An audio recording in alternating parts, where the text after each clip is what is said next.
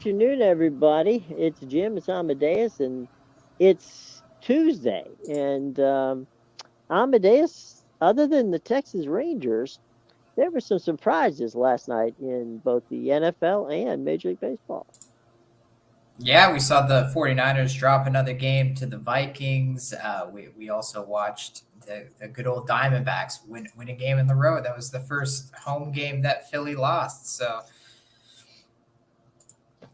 or Well, in the playoffs at least. yeah. And the Rangers basically replicated the 2019 Nationals as the only team to win all their games on the road. And interesting stat, um, Bruce Bochy as a manager is now 6-0 in elimination games. There you go. That, my friends, is what you call money. Now, you know, I thought that we had said if they'd be in good shape if Max could just get them through the third inning, and he didn't quite get that far. But uh, I don't think Texas needed him. Corey Yeah, it Seager, didn't seem to matter. yeah, Corey Seager hit a ball that I think would have gone out of the stadium had there not been, a wall there. And I mean, he just muscled up on in the first inning, and they were off and running, and the Astros were down down the ways. But Texas came out, and they definitely looked good. And once again, now the another one of those interesting but you know nonsensical type stats was that the Houston Astros became the first team in Major League Baseball to finish the season in the playoffs with a losing record at home. Yeah. Well, they had a losing record during the regular season. Hmm. They lost all four home games of that Yep. series to the Rangers. So yeah, this was Hmm. something we talked about how the Astros had struggled at home surprisingly all year, and sure enough, that's what came back to bite them because they even won three straight on the road, took the Hmm. lead in the series in Arlington against Texas, and Yeah. yeah, sure enough, couldn't close it out in two games when they came back home. Which you would think, right, is a bit weird because that stadium is a bandbox. I mean, that is not, those Crawford boxes which hang out over basically over the field. If you can get the ball high enough, the Crawford boxes are your, the easy way to a cheap home run. And, you know, it's just one of those things where you sit back and go, how is it possible? You know, I can see that sometimes you have trouble on home, but I mean, normally it's not not an issue. But to have a losing record in the regular season and then in the playoffs at home, it's just weird. And but then again, it's the Houston Astros, so we should not be surprised. Anything is weird with that group. Anyway, Philadelphia, we know that. I think what happened there, and good on the Diamondbacks, is they took the crowd out of the game early, Yeah, and they got up to a pretty early lead in that game. right, and so they couldn't get the Phils couldn't get back on stride, and so tonight's going to be, and they beat up on Aaron Nola, which was interesting because Nola had also been money this thus far in the playoffs. So you do what you got to do, right? Yeah, and definitely going back to the Houston thing, there's something Hmm. weird's going on over there because obviously they had the poor performance at home all year. Then you Right, had Dusty Baker step down as manager last night after they lost. right. So something going on in Houston. I mean, Dusty Baker he was only there 2 years, so it's a little weird that he would just step down like Well, yeah, I mean, Dusty, Dusty, when he was with the Nationals, Dusty stepped down after leading them to the best record in baseball, and obviously the playoffs, but they were eliminated in the first round, and he stepped down after that. So Dusty's walked off of some situations where, his teams have won their division, and normally you don't see guys, win a division and then walk away. But I think Dusty's 75 or 76, something like that. And so, maybe he just decided that, I've had enough. Yeah, maybe. And then 2 years from now, he'll be managing some other team Right? for Yeah. for another 2 year stint. Right. Um, and then you look at Bruce Bochy, right? And Bruce, uh, I know from my many years of watching Max that he didn't really want to come out of that game. But the last, you could see him looking at Bruce like, "Well, you can't be serious." But uh, the respect that Bruce has gotten from his players, when he got to the mound, there wasn't any showmanship on Max's part. It was like, okay, Skipper, you want the ball, here you go, whatever you want. And he came off the mound. But Texas will live to see another day, and they're headed for the World Series. Uh, Interestingly enough, if Texas gets in there, from standpoint of the wins a World Series, that would be the first they've ever won. And the Phillies, won against Tampa Bay. I think it was 2008. But the Phillies have not been in. I mean, considering how old the Phillies organization is, we're going back to the 1800s with that team. They haven't made the playoffs all that many times for a team that's been around as long as they have, and they've only won, I believe, one or two World Series in that entire, time. And again, that we're talking about a team that was started in the 1800s. So the irony is that we now know, we're going to wait to see what happens with the Oakland A's, but the Philadelphia A's were actually around longer than the Philadelphia Phillies. There you go. Well, we'll Before we'll the we'll see. Yeah, but before the A's moved to Kansas City, then they moved from Kansas City to Oakland, and then of course the Kansas City Royals took the place of the Kansas City Athletics. So there Yeah. you So go.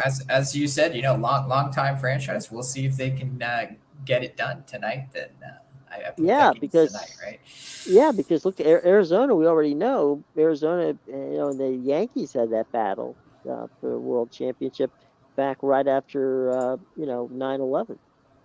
So it's going to be interesting. That's for darn sure. So we'll see how Well, that goes. Now, definitely won't be a repeat of last year. That's for sure. no, we absolutely not. And we have that football game last night where I don't think either one of us would have thought that that Kirk Cousins would have been the quarterback that came out of that game, with the better result. And somehow, some way, Kirk got it done last night. Yeah, there you go. 3-10 in Monday night games now for Kirk Right, Cousins in his career. So right. solid job there. But yeah, I mean they came out. It was funny because that game could have got away from them very quickly Oh when yeah. he threw the interception, and then the fumble on the goal line really is what Hmm. set the 49ers back. And then they also had that late play in the first half where Hmm. the guy thought he had an interception again on Addison, and Addison just took it right back from him out of his You're right. hands. So that those two plays, I think the fumble near the goal line and that big breakaway touchdown that put him up by two scores going into Yeah. halftime. I think those were two big key plays for sure in the game. Yeah, I think you're right. I think the other thing is for some reason San Francisco just didn't look like they looked like they were out of sorts. They just weren't playing at the level that we're used to seeing them play.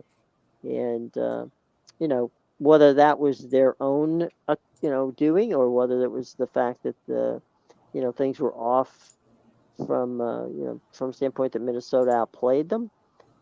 It's weird from a standpoint, and I've talked to players and coaches who play Monday night games, and there's something about the game that the whole getting ready for Monday night that is so disconcerting for players, and because some teams have had tremendous success on Monday night. I think Dallas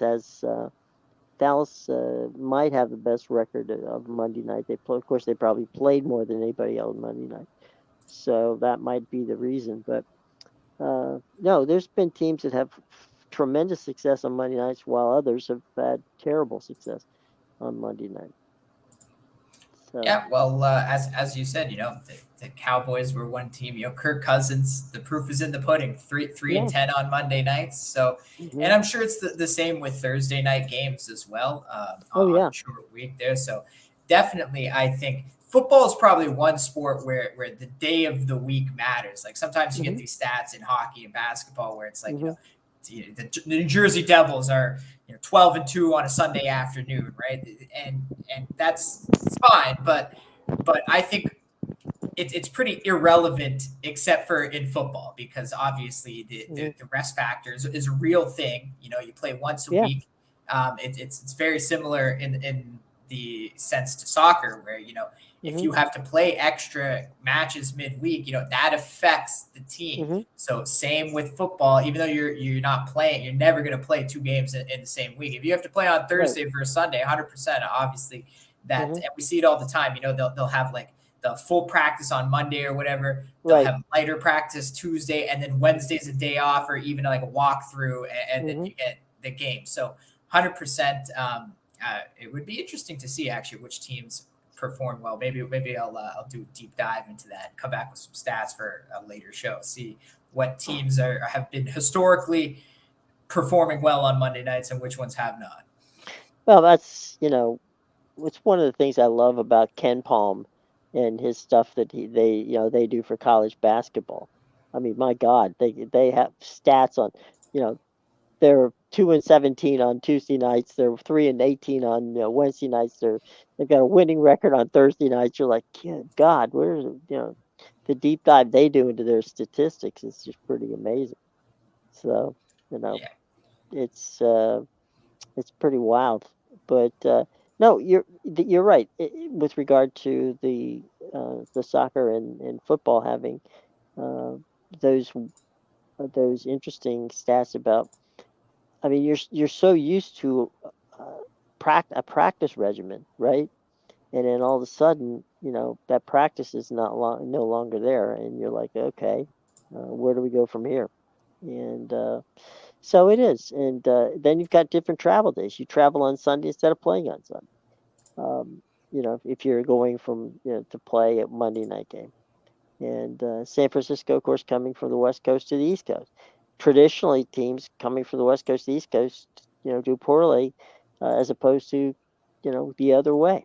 Teams going from east to west, seems to do better than that. So I don't know, but I think both of us were a bit surprised that the Niners just didn't get the job done against a Vikings team, who clearly they're better than. Yep, definitely. But that's the NFL.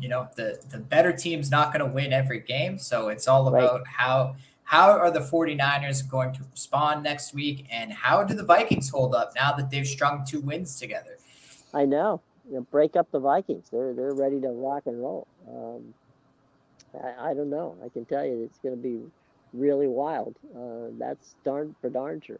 Um, I don't know. I think the 49ers will be okay. I think they're not there shouldn't be panic in San Francisco at this point. Yeah, I'm definitely not panicking.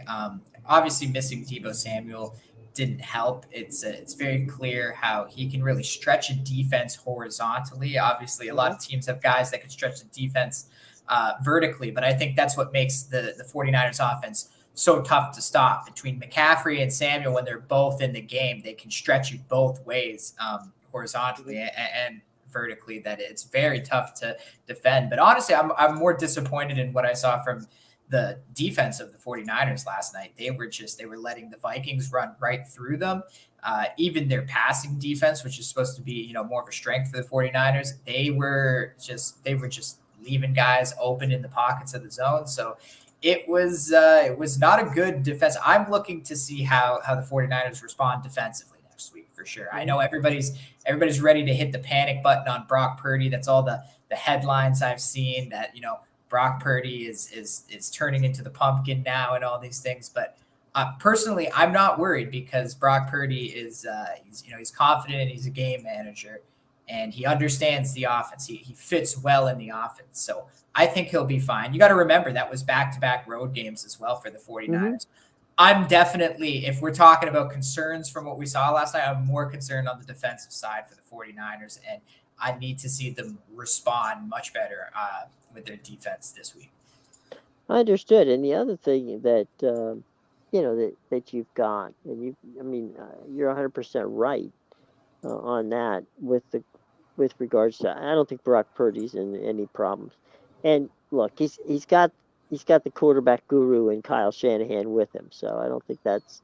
I wouldn't concern myself if I'm a 49ers fan there. And he didn't play poorly last night. I mean, yeah, he had 2 picks, but I think a lot of that, as you said, if you're losing Debo Samuel and you've got other receivers in there, people sometimes those picks are sometimes not the quarterback's fault. Sometimes the guy runs the wrong route. Sometimes he breaks it off early. That sort of thing. And so we'll have to see how that is. Now we are today on the 24th day of the month, so it's not that long, a little over a week, and we'll have the NFL trade deadline, which shows up on the 31st of October. Um, right now, this shouldn't surprise no one that Jerry Jones told Yahoo Sports that they're going to look to upgrade. I'm not sure what he's looking to upgrade, but he's looking to upgrade Yeah, with Dallas. specifically what position? Okay, I'm sure Yeah, I'm sure every team could use an upgrade somewhere. yeah. So Where, it's like, where are you decided on to upgrade the team? but in all my years of knowing Jerry Jones, when he just says upgrade, it could be anybody. So no one is safe in that scenario. But a lot of people seem to think that the trade deadlines, that Derrick Henry may be headed somewhere. We talked about that. The Chiefs may be grabbing a wide receiver someplace. All that is certainly possible, but I don't know that. Do you think? I mean, do you honestly think that the Chiefs? I'm sorry, the Ravens would? I mean, they'd have to give away a small fortune to get Derrick Henry, wouldn't you think? Yeah, I don't know if they necessarily need Derrick Henry. I don't know if that would be the best move.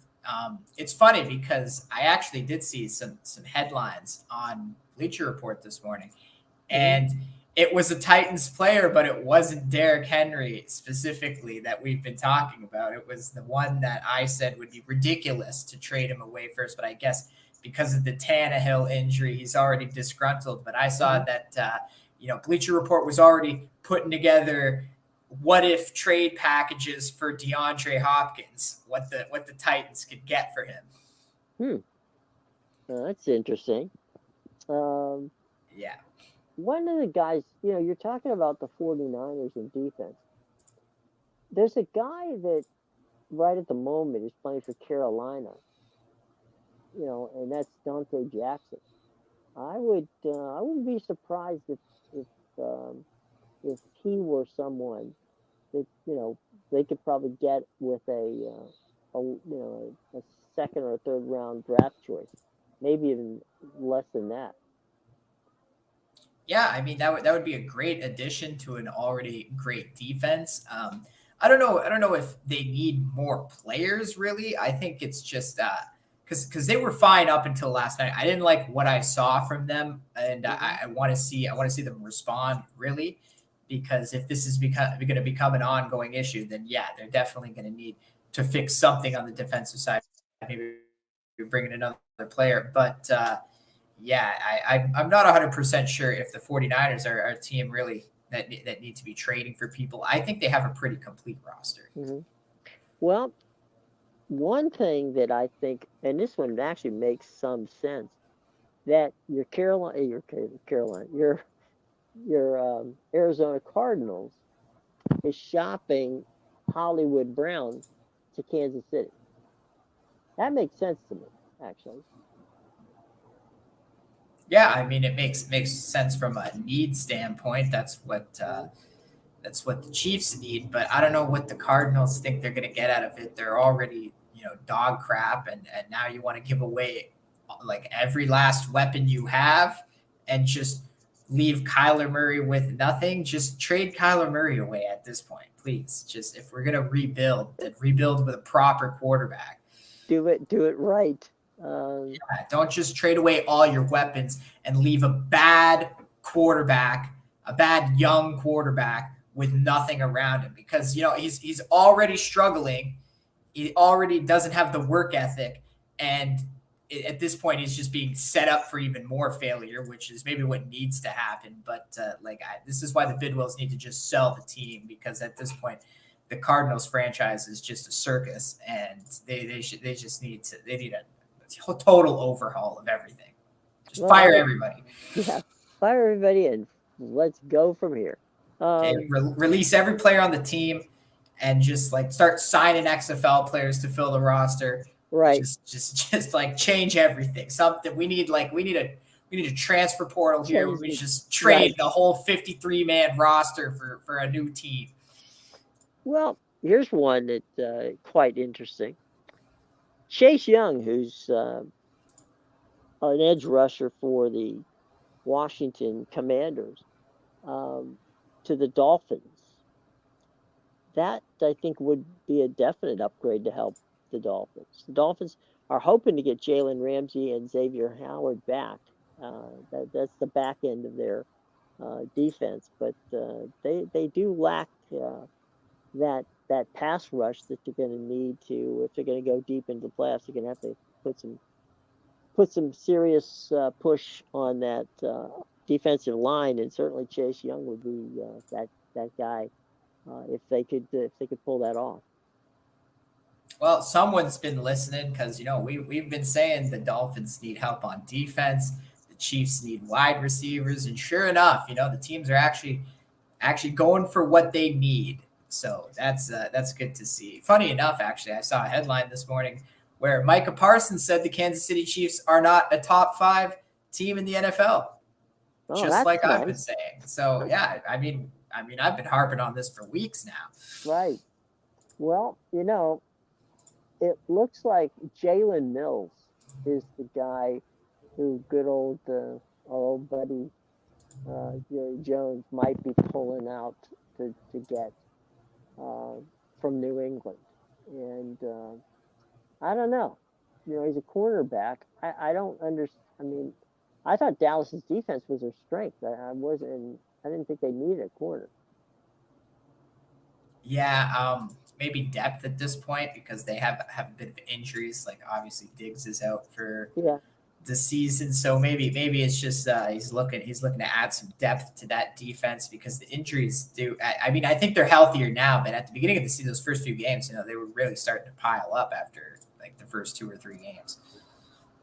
Well, I think that one of the things that the Ravens did expose of Detroit was that they basically have a couple of holes on their defense. And I think that there's been talk, and this again goes to the Carolina Panthers, that maybe they would part with the linebacker Brian Burns. And if Brian were able to get to Detroit, that could certainly be a help on the defensive side of the ball for the Lions. Yeah, I mean, the Lions definitely they do have a pretty good defense, actually. I know they got ripped apart by the Ravens, but they've held some other offenses to under 10 points this season. So that might be a good addition for sure for the Lions. The Lions, I think, are definitely going to be in a position to win their division this year, and Oh yeah. they'll be a playoff team. So I think now is the time if they're going to go add players to this team to make a Super Bowl run. Yeah, this would be the time. Bulk up that defense. The offense, I mean, is pretty good with Jahmyr Gibbs, and Mm-hmm. I love their tight end Sam Laporta. Right. So I think they have definitely some weapons to work with on offense. Maybe they just need to bolster that defense and could make a Super Bowl run. But Mm-hmm. we'll see. Like I said, I wasn't ready to crown the Lions top 5 in the NFL, just like the all the power rankings had them and the Chiefs in the top 5. And sure enough, what we saw from the Lions came back down to earth. They got their nice serving of humble pie, as Dan Campbell put it, when they lost to the Seahawks Yep. earlier this year. So again, the Lions are a team we've already seen them respond to that loss, and I'm sure they're definitely gonna get up for their next game. The Chiefs, I'm still waiting on this team there because they're 6-1, but they're a very false 6-1 in my eyes. Yeah. Well, there's some of that in the NFL now. We do know that Buffalo is having some trade talks with the Minnesota Vikings, and actually for a guy who had a pretty decent night last night, Jordan Hicks, the middle linebacker. So I don't know if Buffalo Bills seem to think Jordan Hicks might be the guy they need to get them over the hump. Yeah, that's the Bills. Another team with a great defense. I guess looking to add some depth there. Hicks would actually be a great starter on that team. Mm-hmm. I believe they have an injury to Matt Milano, right? So it might be Right. looking to replace that. He's been a pretty impact player in their first few games. So I mean that would be another great move for the Bills for sure. Their defense has definitely looked good. If anything, it's their offense that has had a ton of inconsistencies this year, and it probably all boils down to Josh Allen. Really, is a very inconsistent player. Now we talked about Derrick Henry going to the potentially to the Baltimore Ravens, but there are two other teams that have actually inquired about Derrick Henry. One of them is the official team of the show, the Tampa Bay Buccaneers. They need him desperately. They could use him. That would be a huge upgrade, as well as the Jacksonville Jaguars. Theory of the case there is to take some pressure off of Trevor Lawrence, giving him some running game. What about his Clemson buddy Travis Etienne there? I thought personally that Travis Etienne was fine. I wouldn't have. So did I.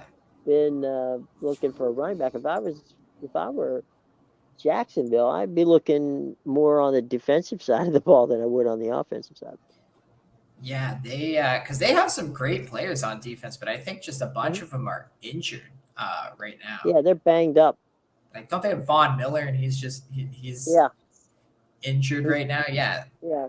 Von looks really good in a Nike sweatsuit on the sidelines, but I think that they gotta get some players on the other side of the off the sidelines and on the field, and I would think defense would be one of the places they'd look. I don't think that they need Derrick Henry as badly as certainly Tampa Bay needs to have some more running game. That's what probably did them in against that game against Atlanta the other day. See, that doesn't make sense to me unless they're actually willing to trade Etienne away. Right. But why would you do that? Why would you trade a quality running back for a quality running back? Exactly. And you're trading away, if anything, a younger running back that your quarterback 100%. Has chemistry with from his college days for, maybe you're getting the best running back in the league, but he also is older and has a lot of wear and tear on him and can't have too much time left. There's a lot of Derrick Henry's, the tires on Derrick Henry are, those wheels are coming off the bus pretty soon. They've been rotated quite a few times. Right. So I'm thinking 100% of what you said right there. I agree. I think that you'd be foolish to try. And the other thing that, look, this is no shade on Derrick Henry. Derrick Henry, between the tackles, Derrick Henry is a beast. Okay, but the one thing that Travis Etienne can do that Derrick Henry can't is he can if you he can hurt you on the edge as well. If he makes it to the edge, he's got the speed to to go down down the field quite a ways. Derrick Henry doesn't play that game. Derrick Henry's a deep between the tackles runner.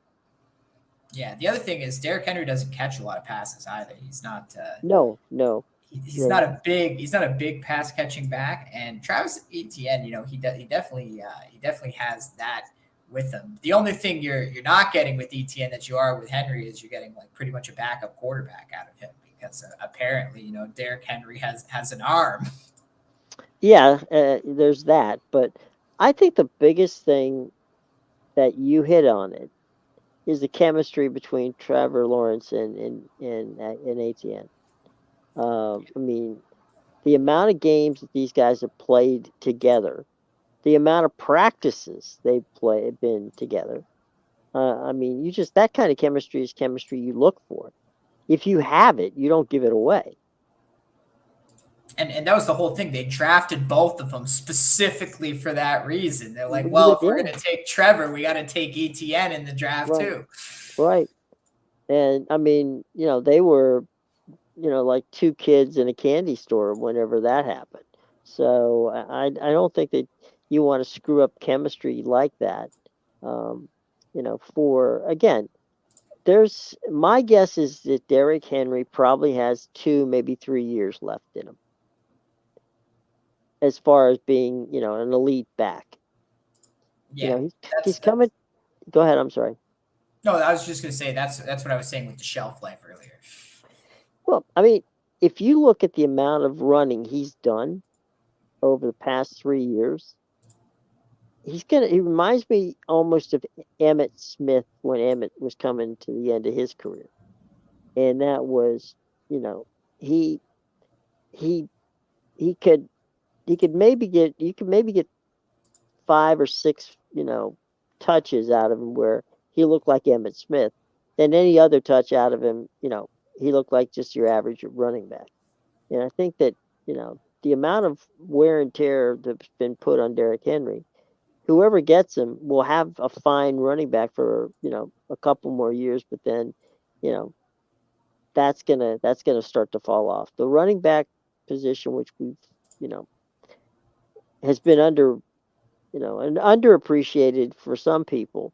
But I've had a number of scouts who would tell me, I'd say, what about, this kid or what about that kid, coming out of the draft? And they go, yeah, well, he's only got 3 years on him. I go, what do you mean? He goes, look at how many touches he had in college.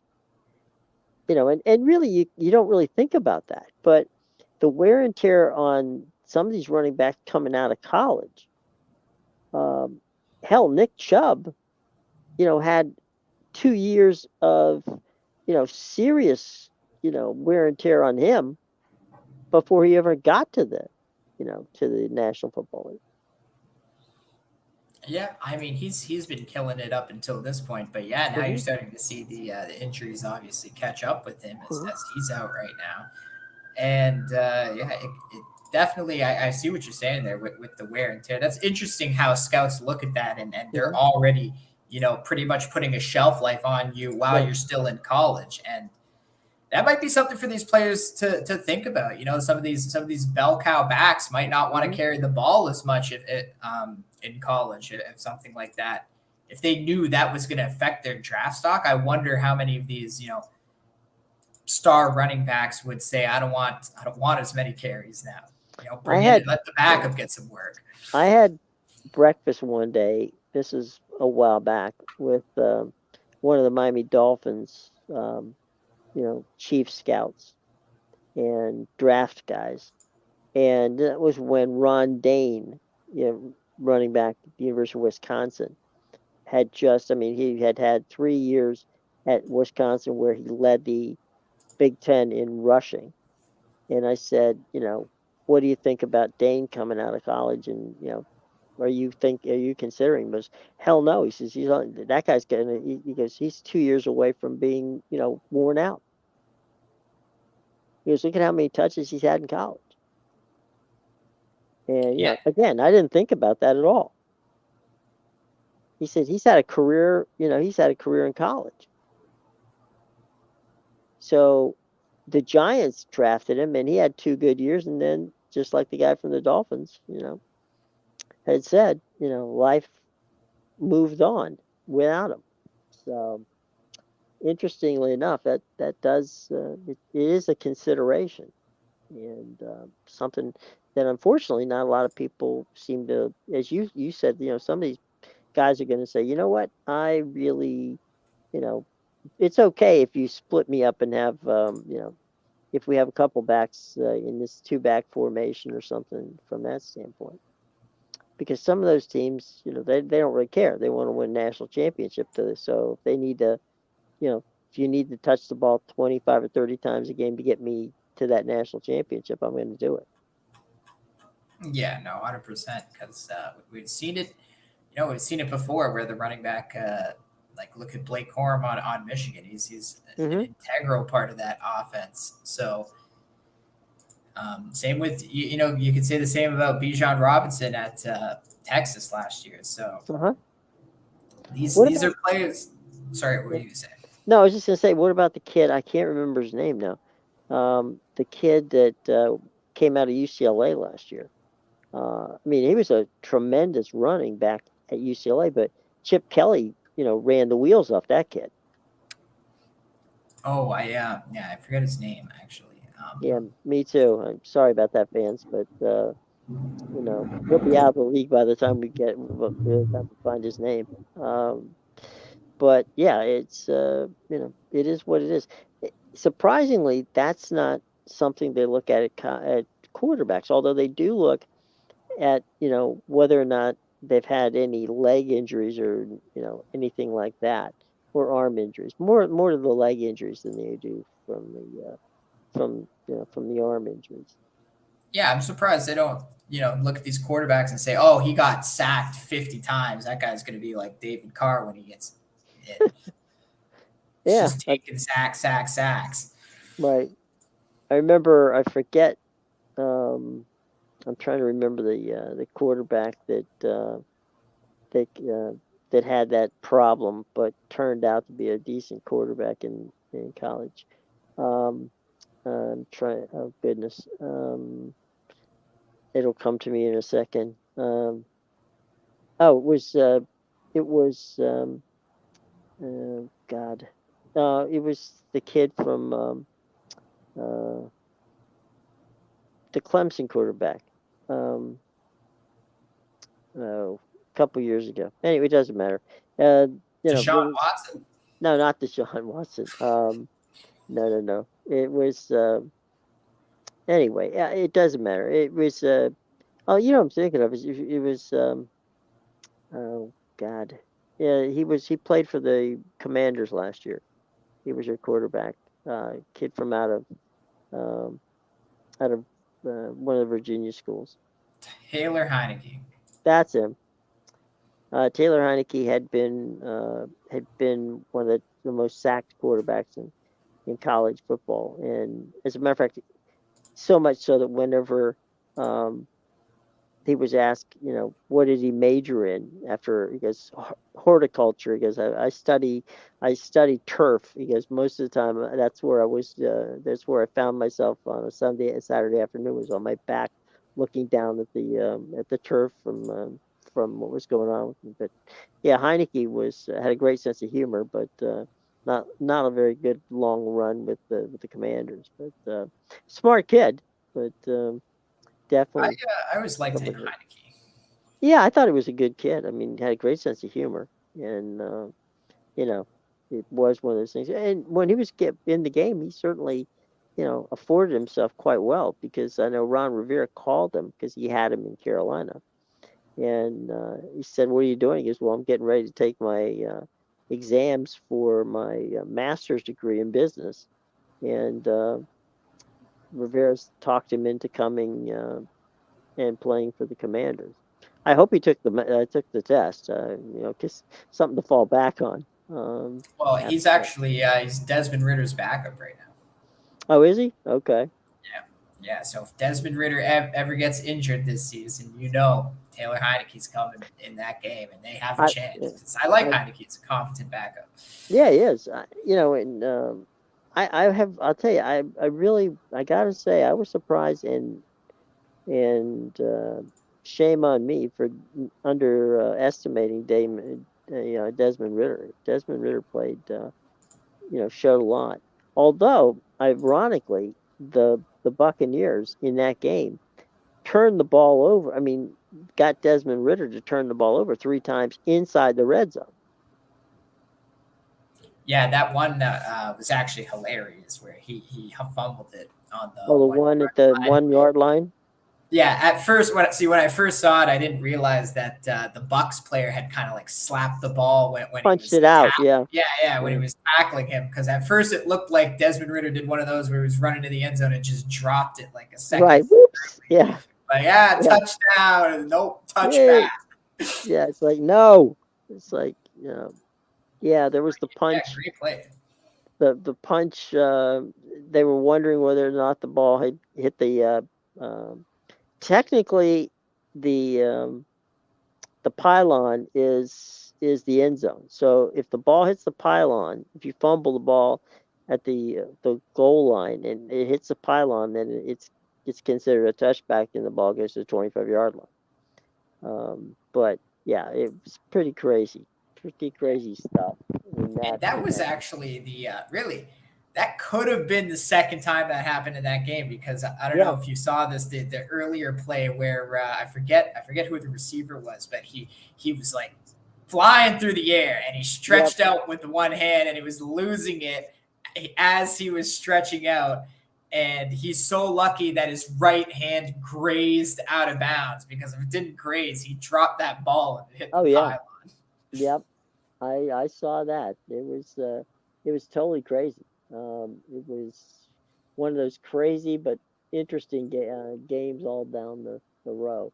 Yeah, No you're right. question. There's a lot of turnovers in that game. Now that I think about it. Oh yeah, from both sides. Yeah, because then Yeah, Baker had that one where there's like 4 minutes left. He was in the red zone trying to take the lead. He throws the interception, and then they get the ball back, and they end up what kicking the field goal to tie yep, it, I think, and then losing it in that those last 40 seconds. But yeah, there was a ton of turnovers from both sides. That definitely needs to be cleaned up. yep. No question. Hey, couple of quick things here. The New Mexico State, one of our favorites, playing Louisiana Tech tonight. That game's going to be on CBSN. For those of you interested, it's a 7 o'clock game, and Carter Blackburn and Dante Wiltner will have the call on that game. And then Liberty, who just keeps winning, Western Kentucky. That's a game you can see tonight on ESPNU. Mike Corey with the call, and Renee Igalua will be doing the color on that game. So there is some college football tonight if you are so inclined. You've got New Mexico State and at Louisiana Tech, and then Liberty at Western Carolina. Did you know that New Mexico State is 4-1 straight up since Diego Pavia peed on the New Mexico Lobos logo? No, no, that one that stat eluded me. Yeah, there's your stat of the day then. All right. Diego That is Pavia, the New definitely Mexico it. State Aggies. 4-1 since peeing all over the Lobos logo. Okay, so basically now we now know that what's the secret to success, having someone Peeing urinate on your logo. Oh man. literally Uh, just go pee on your rival's logo and then you're good for the season. Go Lobos. Yeah, exactly. You might be able to get some NIL money for that. So maybe cranberry juice or some Yeah, urinary tract infection medicine. literally Most what I was likely. thinking. What's that? Literally what I was thinking. Yeah, He's the the new face of ocean urinary spray tract. cranberry juice. Yes. Uh, Oh man. So well, there you go. That's I was unaware. So basically, his urinating on on the field has given New Mexico State bowl eligibility. So Yeah, if they win tonight, they'll be bowl eligible. I mean, they don't have a strong schedule, so they're right, probably going to be bowl eligible even if they lose this game, which Vegas thinks that they're going to lose tonight because they're the dogs. So, right. um, yeah, I mean, there you go. He's a hell of a guy. Maybe it was the video that pissed him off, and he's like, well. We Well, can't go 2-10 with the video of me peeing on the logo. Now I need to right. play better. Well, it's like brings new dimensions. The term pissing off a team. Yeah. Don't say that to Pafia. He'll take it No. literally. Yeah, that's right. He's, be careful. So anyway, um, yeah, those are the games tonight if you are so inclined. So now that we've taken the show in a whole different direction, let's go to your strong bets for today, and where can we find them, and where can folks follow you? I mean, they can do it if they just look down, scroll down, boys and girls, hit that more button, and you will have plenty of opportunity to take advantage of Amadeus's, very important stuff going on. Yeah, so as you just said, all the links are in the description below. You can get my premium plays at bigal.com, pickadvisor.com, and theinsidersroom.com. I got 2 Champions League plays that start at 3 if you want to run to go get some afternoon action on the pitch. I'm on an 8-3-2 run in Champions League right now, 16-7-1 in all soccer leagues over the last week or so. And yeah, I got one college football play up tonight, as well as an NBA play to kick the season, or I guess tip off the season Right. in the NBA. But yeah, so go check that out. And like I said, there'll be plenty more NBA, college, NFL, and soccer throughout the week. So go check that out. All right, boys and girls. Thanks for showing up. Amadeus and I will be back tomorrow. And tomorrow, my friend, barring, although it doesn't look like it here on the East Coast, and I'm not that far from Philly, um, I would say there's one way or another, we're going to find out who's going to be in the World Series. Yes, we will have a World Series matchup by tomorrow, as long as There the you game's go. not still going by the time we Right. come. Which is anything's possible. It is being That played would in be wild. Philadelphia. Yeah, so you never know. But 6-6 and the game's still live while we're on. right, right in the 42nd inning. Yeah. And they got 3 Philadelphia, Lehigh Valley Iron Pig players that they brought up from the minor leagues just to play to pitch their way through it. That Literally. was one of those kind of games. But yeah, anyway, y'all have a good day, and we will see you come tomorrow. Be well. Take care.